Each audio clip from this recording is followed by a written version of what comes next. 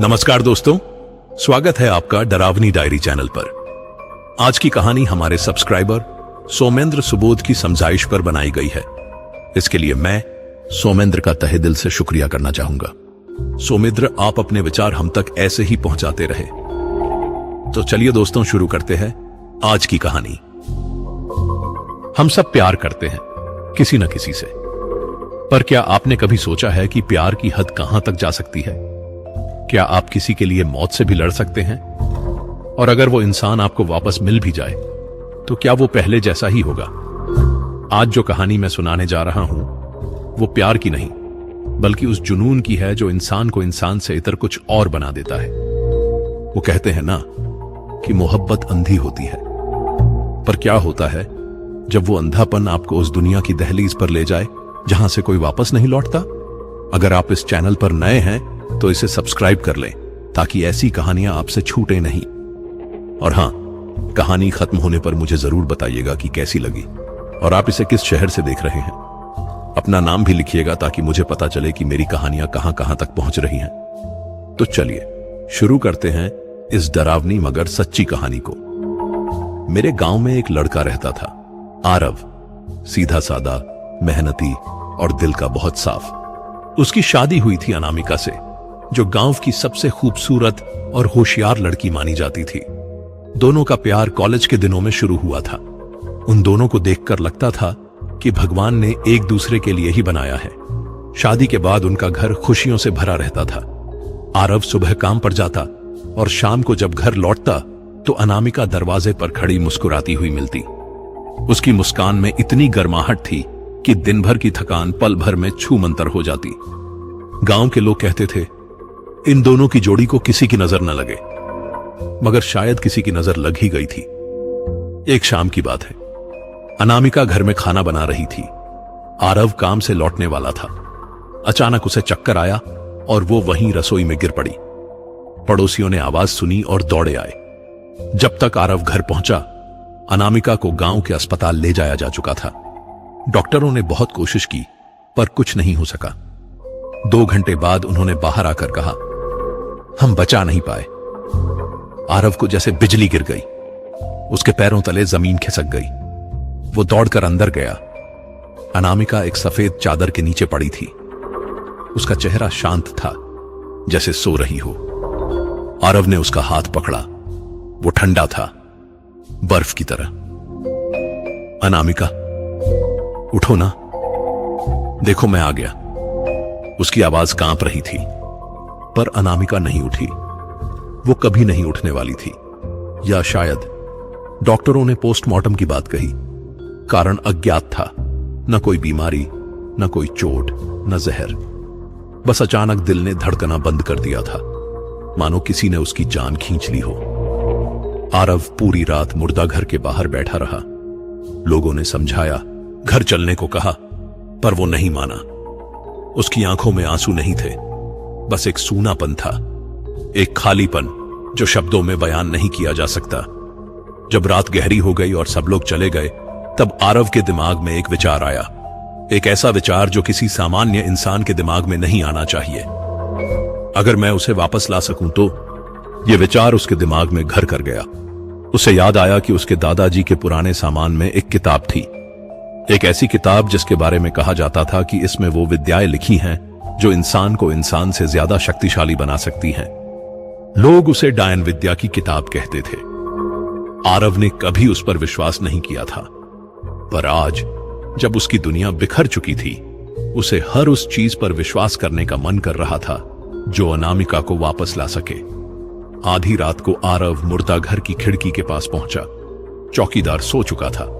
उसने धीरे से खिड़की का शीशा तोड़ा और अंदर घुस गया। अंदर अंधेरा था, बस एक मध्यम बल्ब जल रहा था। सफेद चादरों से ढकी लाशें एक कतार में रखी थीं। आरव का दिल जोर जोर से धड़क रहा था। उसे डर लग रहा था, पर अनामिका से मिलने की चाह ज्यादा बड़ी थी। उसने एक एक चादर हटाकर देखा। तीसरी चादर के नीचे अनामिका थी। उसका चेहरा वैसा ही था, शांत, सुंदर।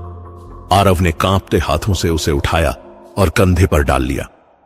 वो वजन में हल्की लग रही थी, जैसे उसमें जान ही ना हो। वो चुपचाप मुर्दा घर से बाहर निकला।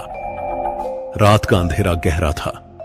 हवा में एक अजीब सी ठंडक थी जो हड्डियों तक चुभती थी। वो सीधे श्मशान की ओर चल पड़ा। उसे वो किताब याद थी।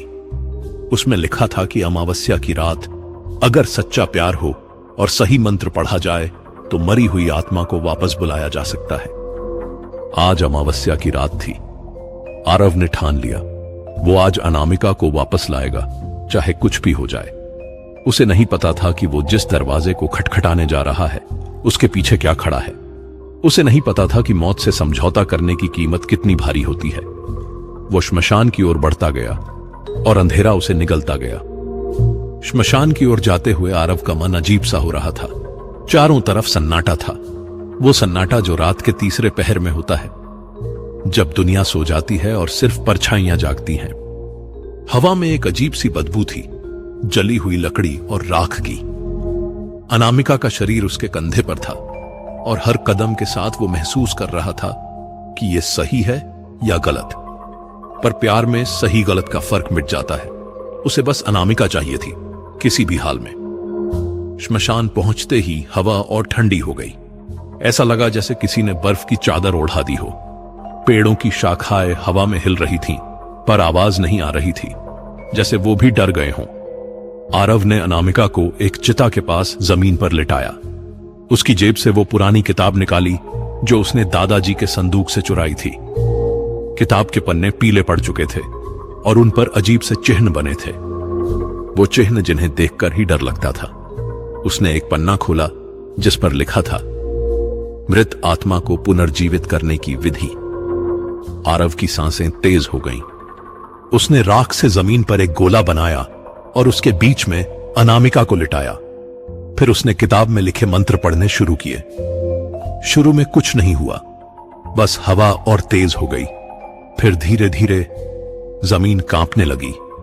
चिता की राख हवा में उड़ने लगी, पर वो ऊपर जाने के बजाय अनामिका के शरीर की ओर खींचने लगी। आरव के रोंगटे खड़े हो गए। उसने मंत्र पढ़ना जारी रखा। उसकी आवाज कांप रही थी, पर वो रुका नहीं। अनामिका, वापस आ जाओ, मुझे छोड़कर मत जाओ। अचानक अनामिका की उंगलियां हिली, बस हल्की सी। आरव का दिल तेजी से धड़कने लगा। उसे लगा कि उसकी कोशिश काम कर रही है, पर तभी पीछे से एक गहरी भारी आवाज गूंजी, जिसे मृत्यु ले जाए उसे यूं वापस नहीं लाया जाता। आरव ने घबराकर पीछे मुड़ा। वहां एक साया खड़ा था, एक विशालकाय काला साया। उसकी आंखें लाल थीं, जैसे आग जल रही हो। उसका शरीर धुएं से बना था, पर फिर भी वो ठोस लग रहा था, जैसे वो ना इंसान था न भूत, कुछ और था, कुछ ज्यादा खतरनाक। आरव के मुंह से आवाज नहीं निकली, वो बस वहीं जम गया। साया धीरे धीरे उसकी ओर बढ़ा। उसके कदमों की आवाज नहीं आ रही थी, पर जहां भी वो कदम रखता वहां जमीन पर जलने के निशान बन जाते। तुमने मृत दुनिया का दरवाजा खटखटाया है, साया बोला। उसकी आवाज में कई आवाजें मिली हुई थीं। इसकी कीमत देनी होगी। आरव कांप रहा था, पर उसने हिम्मत जुटाई। ले लो जो लेना है, बस अनामिका को लौटा दो। साया हंसा। उसकी हंसी सुनकर पूरा श्मशान गूंज उठा। पेड़ों की पत्तियां झड़ने लगीं। हवा तूफान की तरह चलने लगी। ठीक है, साया बोला, मैं तुम्हारी पत्नी को वापस दूंगा, लेकिन बदले में तुम्हारी आत्मा मेरे पास रहेगी। जब समय आएगा मैं उसे लेने आऊंगा और तुम मना नहीं कर पाओगे। आरव को कुछ सोचने का वक्त नहीं मिला।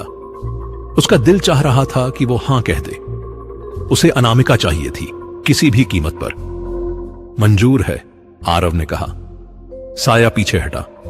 वो धीरे धीरे धुएं में घुलने लगा, पर उसकी लाल आंखें आखिरी तक चमकती रहीं। और फिर अनामिका की आंखें खुलने लगीं, पहले धीरे धीरे, फिर पूरी तरह। वो उठकर बैठ गई। उसका चेहरा पहले नीला था, पर अब उसमें रंग आने लगा। वो सांस ले रही थी। आरव की आंखों में खुशी के आंसू आ गए। वो दौड़कर उसके पास गया।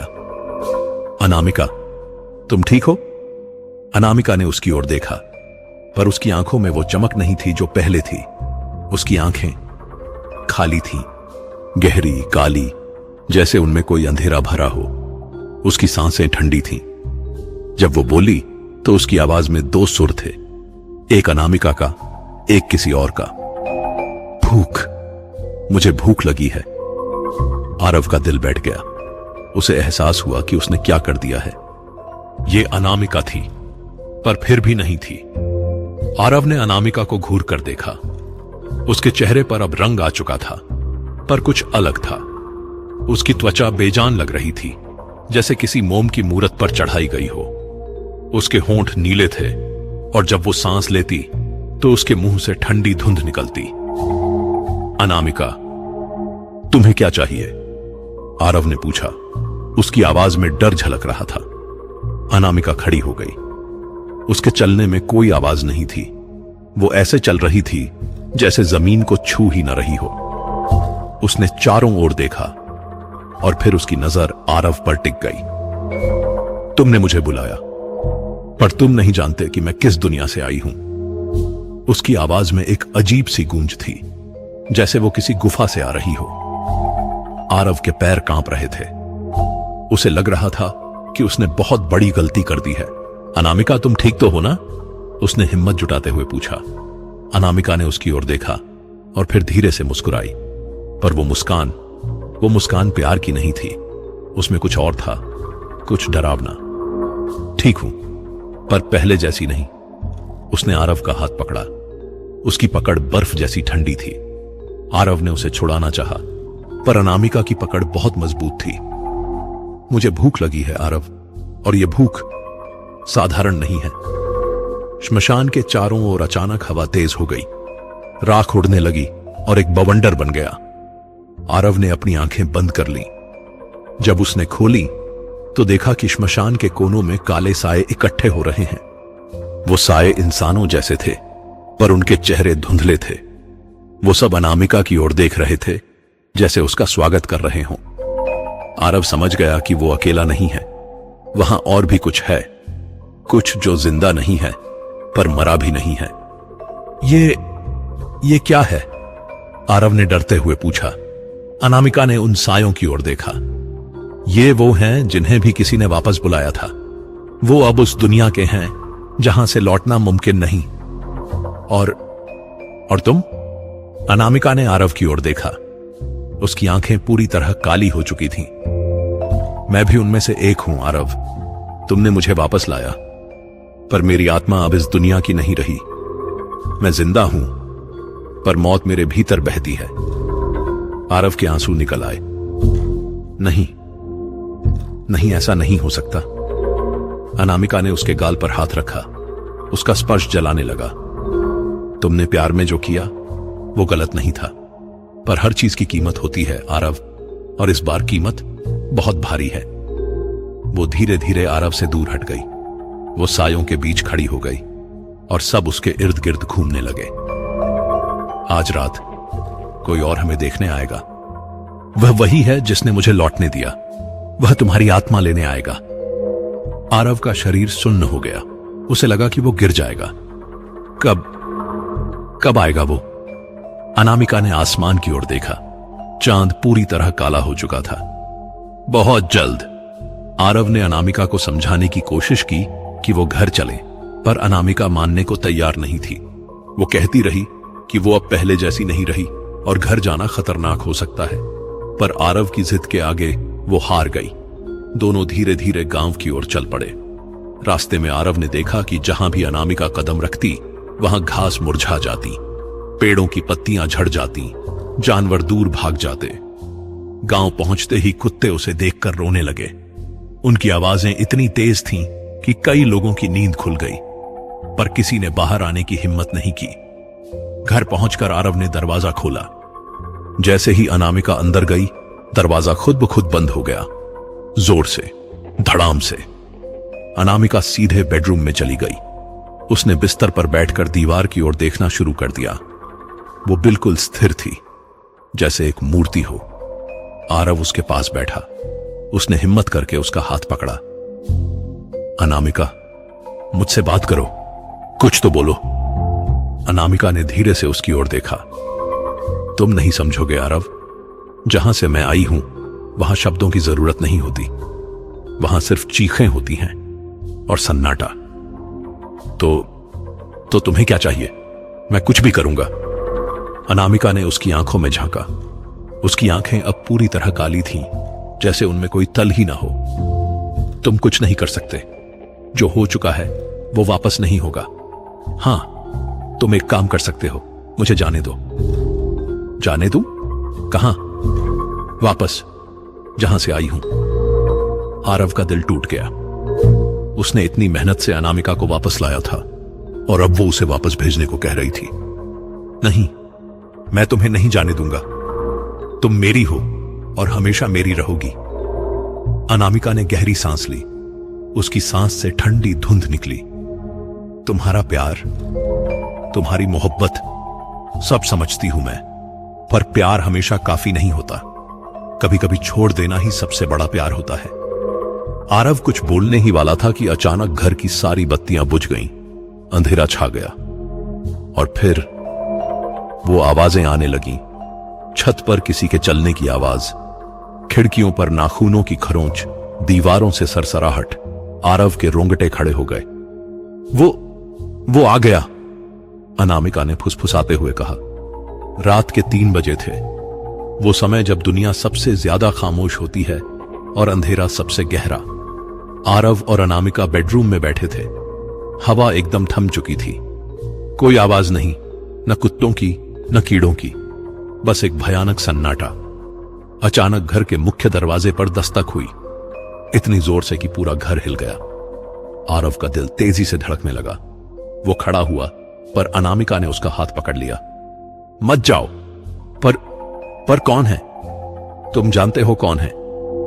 दस्तकें रुक गईं। कुछ देर के लिए फिर वही सन्नाटा छा गया। आरव ने राहत की सांस ली, पर वो राहत बस कुछ पलों की थी। अचानक दरवाजा खुद ब खुद खुल गया। कोई धक्का नहीं, कोई आवाज नहीं, बस खुल गया, जैसे उसके हुक्म का इंतजार कर रहा हो। और फिर वो अंदर आया। लाल धुएं से बना वही काला साया। उसके कदम रखते ही फर्श पर जलने के निशान बनने लगे। वो धीरे धीरे कमरे की ओर बढ़ा। आरव पीछे हट गया। उसकी सांसें फूल रही थीं। साया बेडरूम के दरवाजे पर रुका। उसने अंदर झांका। उसकी लाल आंखें आरव पर टिकी। शर्त का समय आ गया है, साया गरजा। उसकी आवाज से पूरा घर गूंज उठा। आरव कांपते हुए बोला, नहीं, मैं अभी नहीं मरना चाहता। मुझे अभी जीना है। साया हंसा। उसकी हंसी इतनी भयानक थी कि आरव के कान फटने लगे। मौत कोई विकल्प नहीं देती इंसान। तुमने सौदा किया था, अब उसका नतीजा भुगतो। साया अंदर घुसने लगा। उसके साथ ही कमरे का तापमान गिरने लगा। आरव की सांसें धुंध बनकर निकलने लगी। तभी अनामिका खड़ी हो गई। उसने साये के सामने आकर रास्ता रोक लिया। उसे छोड़ दो। अनामिका की आवाज बदल चुकी थी। अब उसमें एक अजीब सी शक्ति थी। साया ने उसे देखा। तुम मेरी बनाई हुई चीज हो। तुम्हें हुक्म देने का अधिकार किसने दिया? अनामिका के शरीर से राख की परतें उड़ने लगी। उसकी आंखें चमकने लगी। मैं तुम्हारी बनाई नहीं हूं। तुमने मुझे रास्ता दिखाया, पर मैं अपनी मर्जी से लौटी हूं। घर की दीवारें कांपने लगी। खिड़कियों के शीशे चटकने लगे। आरव हैरान था। यह क्या हो रहा था? अनामिका साये से लड़ रही थी, पर वो इतनी शक्तिशाली कैसे हो गई? साया गुस्से से गरजा, तुम मुझसे नहीं जीत सकती। तुम आधी मरी हुई हो। हां, अनामिका बोली, मैं आधी मरी हूं और आधी जिंदा, और यही मेरी ताकत है। वो आगे बढ़ी। उसके हाथों से सफेद राख की लपटें निकलने लगी। साया पीछे हटा। तुम्हारा अधिकार सिर्फ मृतकों पर है, पर मैं दोनों दुनिया में हूं। तुम मुझे नहीं रोक सकते। आरव को समझ आया कि अनामिका सिर्फ कोई साधारण लौटी हुई आत्मा नहीं थी। वो कुछ और बन चुकी थी। कुछ जो न जिंदा था न मरा हुआ, कुछ जो दोनों के बीच में था। साया चीखा, यह मत भूलो कि तुम वापस कैसे आई। तुम्हारा अस्तित्व ही मेरे सौदे का हिस्सा है। था, अनामिका ने कहा। अब नहीं है। और फिर वो झपटी। सफेद और काली शक्तियां आपस में भिड़ी। पूरा घर हिलने लगा। आरव कोने में सिमट गया। उसे कुछ समझ नहीं आ रहा था। उसने प्यार में जो किया था वो इतना भयानक परिणाम लेकर आएगा उसने कभी सोचा नहीं था। अनामिका और साया के बीच जो टकराव हो रहा था वो किसी सामान्य लड़ाई जैसा नहीं था।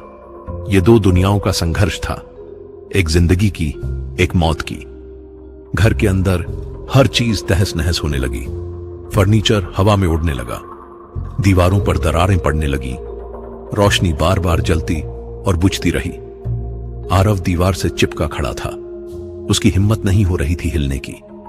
वो बस देख रहा था कि कैसे अनामिका, उसकी अनामिका, एक ऐसी ताकत से लड़ रही थी जो मानवीय नहीं थी।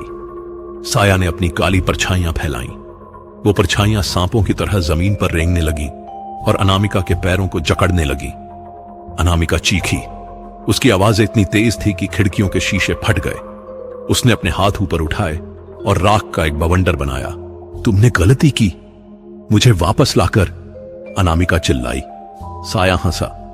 तुम बस एक कठपुतली हो। नहीं, अनामिका के शरीर से और तेज रोशनी निकलने लगी।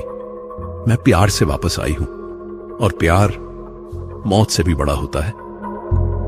वो जमीन से उठ गई। उसके बाल हवा में लहराने लगे। उसकी आंखें अब सफेद चमक रही थीं। आरव हैरान था। उसे याद आया कि उसने अनामिका से कितना प्यार किया था और अनामिका ने भी। शायद वही प्यार ही अब उसकी ताकत बन गया था। अनामिका ने अपनी पूरी शक्ति लगाई और साय पर वार किया। सफेद राख की एक तेज लपट निकली और सीधे साय के सीने में जा लगी। साया चीखा। उसका शरीर बिखरने लगा। यह असंभव है, साया गरजा। कुछ भी असंभव नहीं, अनामिका बोली। जब प्यार सच्चा हो। साया पीछे हटने लगा। उसका शरीर धुएं में बदल रहा था। यह खत्म नहीं हुआ, मैं वापस आऊंगा। साया की आवाज धीमी होती गई और फिर वो गायब हो गया। कमरे में फिर से शांति छा गई। टूटे फूटे फर्नीचर, चटकी दीवारें, बिखरा सामान, सब कुछ वैसा ही रह गया। अनामिका जमीन पर गिर पड़ी। आरव दौड़कर उसके पास गया। अनामिका, तुम ठीक हो? अनामिका ने धीरे से आंखें खोली। वो वापस सामान्य दिख रही थी। उसकी त्वचा का रंग वापस आ गया था। आंखें फिर से भूरी हो गई थीं। आरव, उसकी आवाज कमजोर थी। मैं यहां हूं। तुमने कमाल कर दिया। तुमने उसे हरा दिया। अनामिका ने हल्की मुस्कान दी, पर उस मुस्कान में दर्द था। नहीं, मैंने उसे सिर्फ दूर भगाया है। वो वापस आएगा और अगली बार वो ज्यादा ताकतवर होगा। तो हम क्या करें? अनामिका ने उसका हाथ पकड़ा। उसका स्पर्श अब ठंडा नहीं था, बल्कि गर्म था। हमें एक रास्ता ढूंढना होगा। एक ऐसा रास्ता जो इस सबको खत्म कर दे। कौन सा रास्ता? अनामिका ने आसमान की ओर देखा। अब सुबह होने वाली थी। वो किताब जिससे तुमने मुझे वापस बुलाया था, उसमें और भी कुछ लिखा होगा। हमें उसे पढ़ना होगा। आरव ने सिर हिलाया। वो उठा और किताब लाने गया, पर उसके मन में एक सवाल कौंध रहा था। क्या वो सब ठीक कर पाएंगे, या फिर उन्होंने जो शुरू किया है वो अब कभी खत्म नहीं होगा? अगले कुछ दिन आरव और अनामिका ने उस पुरानी किताब को पढ़ने में बिताए। किताब मोटी थी और उसके पन्नों पर संस्कृत और कुछ अनजानी भाषाओं में लिखे मंत्र और विधियां थीं। अनामिका को वो भाषा समझ आ रही थी, जैसे उसकी मौत के बाद उसे कुछ ऐसी शक्तियां मिल गई थीं जो पहले नहीं थीं। यहां लिखा है, अनामिका ने कहा, कि जो भी आत्मा मृत्यु के बाद वापस लौटती है वो दोनों दुनिया के बीच फंस जाती है। उसे या तो पूरी तरह जिंदा होना होगा या पूरी तरह मृत। तो हम क्या करें? आरव ने पूछा। यहां एक विधि है, अनामिका ने पन्ना पलटते हुए कहा। एक ऐसा अनुष्ठान जो मुझे पूरी तरह जिंदा कर सकता है। पर क्या? अनामिका ने आरव की ओर देखा। उसकी आंखों में डर था। इसकी कीमत बहुत बड़ी है। किसी एक को अपनी जान देनी होगी। आरव का दिल बैठ गया। मतलब मुझे? हां, या फिर मुझे वापस उस दुनिया में जाना होगा। दोनों चुप हो गए। कमरे में सन्नाटा छा गया। बाहर हवा चल रही थी पर अंदर समय जैसे थम गया हो। आरव ने हिम्मत जुटाई। मैं अपनी जान दे दूंगा। नहीं, अनामिका चीखी, मैं यह नहीं होने दूंगी। पर तुम्हारे बिना मेरी जिंदगी का कोई मतलब नहीं है, और तुम्हारे बिना मेरी मौत का भी कोई मतलब नहीं है, अनामिका बोली। उसकी आंखों में आंसू थे। रात फिर से गहरी होने लगी और ठीक 3 बजे फिर वही आवाजें आने लगी। छत पर कदमों की आहट, दरवाजे पर खरोंचें, खिड़कियों पर दस्तकें। साया वापस आ चुका था। इस बार वो पहले से ज्यादा शक्तिशाली था। जब वो दरवाजे पर आया तो दरवाजा खुद ब खुद टूट कर गिर गया। साया अंदर घुसा। उसका शरीर पहले से भी बड़ा था और उसकी आंखें और ज्यादा लाल। मैंने कहा था, साया गरजा, कि मैं वापस आऊंगा। अनामिका खड़ी हो गई, पर इस बार वो थकी हुई लग रही थी। पिछली लड़ाई ने उसकी बहुत ताकत ले ली थी। तुम हार नहीं मानते, अनामिका बोली। मौत कभी हार नहीं मानती, साया हंसा। और अब मैं तुम दोनों को ले जाऊंगा। आरव ने किताब उठाई। उसने जल्दी जल्दी पन्ने पलटे। उसे कुछ तो करना था। तभी उसे एक पन्ने पर कुछ लिखा दिखा। मृत्यु के दूत को रोकने का एकमात्र तरीका है स्वयं का बलिदान। आरव ने अनामिका की ओर देखा। वो साये से लड़ने की कोशिश कर रही थी, पर वो कमजोर पड़ रही थी। आरव ने फैसला कर लिया। रुको, आरव चिल्लाया। साया और अनामिका दोनों रुक गए। मैं तैयार हूं, आरव बोला। मैं अपनी जान देने को तैयार हूं, बस अनामिका को छोड़ दो। नहीं, अनामिका चीखी, पर आरव ने उसकी बात नहीं सुनी। वो साये की ओर बढ़ा। ले लो मेरी आत्मा, पर अनामिका को जीने दो, पूरी तरह से, बिना किसी श्राप के। साया ने सोचा, फिर धीरे से मुस्कुराया। ठीक है, सौदा मंजूर है। साया ने अपना हाथ आगे बढ़ाया। उसकी उंगलियां लंबी और काली थीं, जैसे किसी राक्षस की। आरव ने अपना हाथ उसकी ओर बढ़ाया। जैसे ही दोनों के हाथ छूने वाले थे, अनामिका बीच में आ गई। नहीं, वो चिल्लाई, मैं यह नहीं होने दूंगी। उसने आरव को पीछे धकेल दिया और खुद साये के सामने खड़ी हो गई। अगर किसी की जान लेनी है तो मेरी ले लो। आरव हैरान रह गया। अनामिका, नहीं, तुम क्या कर रही हो? अनामिका ने पलटकर उसे देखा। उसकी आंखों में प्यार था, दर्द था और एक अजीब सी शांति। आरव, तुमने मेरे लिए बहुत कुछ किया। तुमने मुझे मौत से वापस लाया, पर अब समय आ गया है कि मैं तुम्हारे लिए कुछ करूं। पर सुनो, अनामिका ने उसका हाथ पकड़ा। मैं पहले से ही मर चुकी हूं। मैं सिर्फ इसलिए यहां हूं क्योंकि तुमने मुझे बुलाया, पर यह सही नहीं है। यह प्रकृति के नियम के खिलाफ है। नहीं, मुझे तुम्हारे बिना नहीं जीना। अनामिका ने उसके गाल पर हाथ रखा। तुम्हें जीना होगा मेरे लिए, क्योंकि मैं चाहती हूं कि तुम खुश रहो। साया बीच में बोला, बहुत भावुक दृश्य है, पर फैसला करो, कौन अपनी जान देगा? अनामिका ने साये की ओर देखा। उसकी आंखें अब वापस काली होने लगी थीं। मैं अपनी जान दूंगी, पर तुम वादा करो कि आरव को कुछ नहीं होगा। वो पूरी जिंदगी जिएगा। साया ने सोचा, फिर मुस्कुराया। ठीक है, पर शर्त है, तुम्हें मेरे साथ उस दुनिया में आना होगा, और फिर तुम कभी वापस नहीं आ सकोगी। मंजूर है, अनामिका ने कहा। आरव के पैर लड़खड़ा गए। वो जमीन पर बैठ गया। नहीं, अनामिका, प्लीज। अनामिका उसके पास आई। वो घुटनों के बल बैठ गई और उसके माथे पर किस किया। मुझे माफ करना आरव, पर यही एकमात्र रास्ता है। उसने खड़े होकर साये की ओर देखा। मैं तैयार हूं। साया ने अपना हाथ बढ़ाया। अनामिका ने उसे पकड़ लिया। जैसे ही उनके हाथ मिले, अनामिका के शरीर से रोशनी निकलने लगी। वो धीरे धीरे धुएं में बदलने लगी। उसके पैर गायब होने लगे, फिर उसकी कमर, फिर उसका सीना। अनामिका! आरव चीखा। अनामिका ने आखिरी बार मुस्कुराकर उसे देखा। मैं हमेशा तुम्हारे साथ रहूंगी, तुम्हारे दिल में। और फिर वो पूरी तरह गायब हो गई। साया भी उसके साथ गायब हो गया। कमरे में सिर्फ आरव रह गया। अकेला, टूटा हुआ। वो वहीं जमीन पर बैठकर रोने लगा। उसकी चीखें घर की दीवारों से टकराती रहीं। उसने अनामिका को 2 बार खोया था। पहली बार मौत ने छीना, दूसरी बार प्यार ने। यहां कहानी में एक मोड़ आता है। आरव कई दिनों तक उसी हालत में रहा। वो न ठीक से खाता न सोता, बस उसी कमरे में बैठा रहता जहां अनामिका आखिरी बार थी।